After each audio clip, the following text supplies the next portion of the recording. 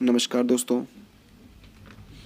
तो आज हम ऐसे किले के बारे में बात करने वाले हैं जिसका नाम सुनते ही लोगों को भय सताने लगता है। भानगढ़ किला। हाँ दोस्तों, भानगढ़ किला। यह किला सबसे डरावने स्थानों में से एक गिना जाता है। राजस्थान के अलवर जिले में भानगढ़ का किला स्थित है। भानगढ़ का किला अपने बर्बाद होने के इतिहास और रहस्यमयी घटनाओं के कारण मशहूर है। यह भारत के सबसे डरावने स्थानों में गिना जाता है। यहाँ तक कि आज भी इस किले में सूर्य उदय और सूर्यास्त के उपरांत किले में प्रवेश न करने की चेतावनी जारी की गई है। तो दोस्तों आइए अब जानते हैं भानगढ़ किले का इतिहास। भानगढ़ किले का निर्माण सन 1573 में आमेर के महाराजा भगवत दास ने करवाया था। उजाड़ होने के पूर्व यह किला लगभग 300 वर्ष तक आबाद रहा था। तो दोस्तों, भानगढ़ के उजाड़ होने की क्या कहानी है? आखिर क्यों 300 वर्ष के बाद उजड़ गया भानगढ़ का किला? भानगढ़ के उजाड़ होने के संबंध में दो कहानियां बताई जाती हैं। पहली कहानी है योगी भालूनाथ के श्राप की कहानी। पहली कहानी के अनुसार जहां भानगढ़ किले का निर्माण करवाया गया, वह स्थान योगी भालूनाथ का तप स्थान था। उसने इस वचन के साथ महाराजा भगवत दास को भानगढ़ किले के निर्माण की अनुमति दी थी कि किले की परछाई किसी भी कीमत पर उसके तप स्थल पर नहीं पड़नी चाहिए। महाराजा भगवत दास ने तो अपने वचन का मान रखा, किंतु उसके वंशज माधो सिंह इस वचन की अवहेलना करते हुए किले के ऊपरी मंजिलों का निर्माण करवाने लगे। ऊपरी मंजिलों के निर्माण के कारण योगी भालूनाथ के तप स्थल पर भानगढ़ किले की परछाई पड़ गई। ऐसा होने पर योगी भालूनाथ ने क्रोधित होकर श्राप दे दिया कि यह किला कभी भी आबाद नहीं रहेगा। उनके श्राप के प्रभाव से किला ध्वंस हो गया। तो दोस्तों, दूसरी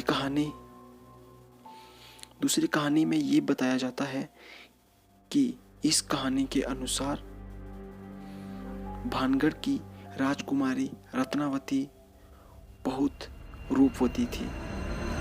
उसके रूप की चर्चा पूरे भानगढ़ में थी और कई राजकुमार उससे विवाह करने के इच्छुक थे। उसी राज्य में सिद्धू सेवक नामक एक तांत्रिक रहता था। वह काले जादू में पारंगत था। राजकुमारी रत्नावती को देखकर वह उस पर मोहित हो गया। वह किसी भी सूरत में राजकुमारी को हासिल करना चाहता था। एक दिन राजकुमारी रत्नावती की दासी बाजार में उसके लिए श्रृंगार का तेल लेने गई। तब तांत्रिक सिद्धू सेवड़ा ने तांत्रिक शक्तियों से उस तेल पर वशीकरण मंत्र प्रयोग कर रत्नावती के पास भिजवाया। उसकी योजना थी कि विषकरण के प्रभाव से राजकुमारी रत्नावती उसकी ओर खींची चली आएगी। लेकिन राजकुमारी रत्नावती तांत्रिक का छल समझ गई और उसने वह तेल एक चट्टान पर गिरा दिया। तंत्र विद्या के प्रभाव में वह चट्टान तीव्र गति से तांत्रिक सिद्धू की ओर जाने लगी। तब तांत्रिक ने चट्टान से अपनी मौत निश्चित देखी तो उसने श्राप दिया कि भानगढ़ बर्बाद हो जाएगा, वहां के निवासियों की शीघ्र मौत हो जाएगी और उनकी आत्माएं सदा भानगढ़ में भटकती रहेगी। वह चट्टान के नीचे दबकर मर गया। इस घटना के कुछ दिनों बाद ही भानगढ़ और आजमगढ़ में युद्ध हुआ।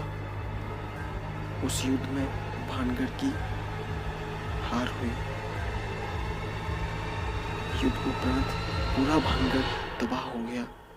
राजकुमारी रत्नावती भी बच न सकी।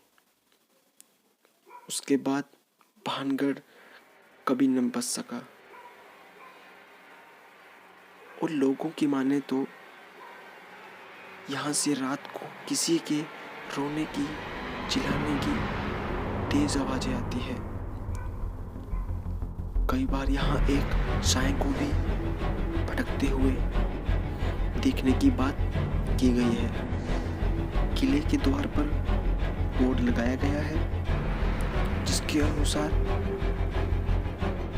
सूर्यास्त और सूर्योदय के उपरांत किले में प्रवेश करना वर्जित है। तो दोस्तों, कहानी यहीं खत्म होती है। धन्यवाद।